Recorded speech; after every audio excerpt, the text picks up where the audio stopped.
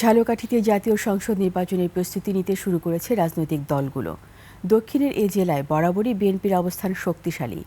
দুটি আসনে আগামী সংসদ নির্বাচনে বিএনপির মনোনয়ন প্রত্যাশীর সংখ্যা ১.৫ ডজনের বেশি। জামায়াত ইতিমধ্যে প্রার্থী ঘোষণা করলেও দৃশ্যমান কোনো তৎপরতা নেই। এদিকে জাতীয় নাগরিক পার্টি সহ অন্যান্য দলগুলো এখনও প্রার্থীর নাম ঘোষণা করেনি। ঝালকাঠি থেকে আজমির হোসেন তালুকদারের তথ্যচিত্রের ডেস্ক রিপোর্ট। সানবিট সব দিবে সামাল।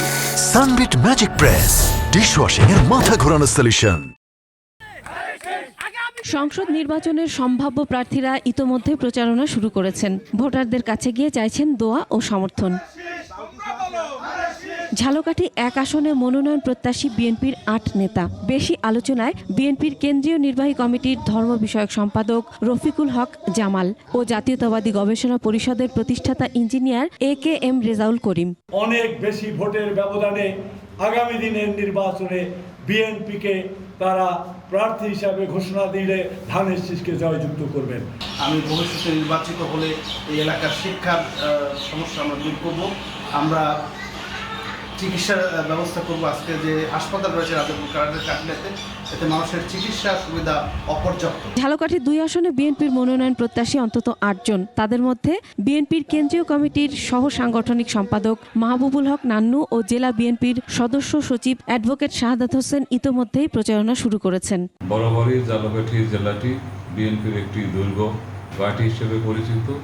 এ পর্যন্ত ঝালকাঠিতে যতগুলো অংশগ্রহণমূলক নির্বাচন হয়েছে, সমস্ত নির্বাচনে বাংলাদেশ জাতীয়তাবাদী দল বিএনপি বিজয় লাভ করেছে। রক্ষাবাদ করব ঝালকাঠিকে একটি মানবিক একটি এলাকা, যেখানে বৈষম্য থাকবে না, যেখানে হিন্দু, বৌদ্ধ, খ্রিস্টান, মুসলমান একভাবে বসবাস করবে। ঝালকাঠি ১ আসনে জামায়াতের প্রার্থী রাজাপুর উপজেলা শাখার সাবেক আমির ও বর্তমান জেলা জামায়াতের কর্মপরিষদ সদস্য মাওলানা হেমায়েতুদ্দিন। আর ঝালকাঠি ২ থেকে জামায়াতের প্রার্থী শেখ নিয়ামুল করিম। সামর্থ্যবান লোকেরাই সরকারি সুবিধাটা নিয়ে নেয়।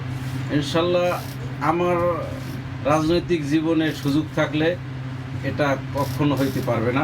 এদিকে ইসলামী আন্দোলন একজন প্রার্থীর নাম ঘোষণা করলেও জাতীয় নাগরিক পার্টি সহ অন্যান্য দলগুলো এখনো পর্যন্ত প্রার্থীর নাম ঘোষণা করেনি। আমার কাছে কোনো বিভেদ নাই, কোনো দলের কোনো শ্রেণীবিন্যাস নাই। আমি সবাইকে নিয়ে পরামর্শ করি। আমি ঝালকাঠি নলছিটির উন্নতি করতে চেষ্টা করব। ঝালকাঠি ১ আসনে ২,১২,০১২ জন ভোটার এবং ঝালকাঠি ২ আসনে মোট ভোটার ৩,৪২,১৬৮ জন। Masum আলিসা, desk report, ২১ television.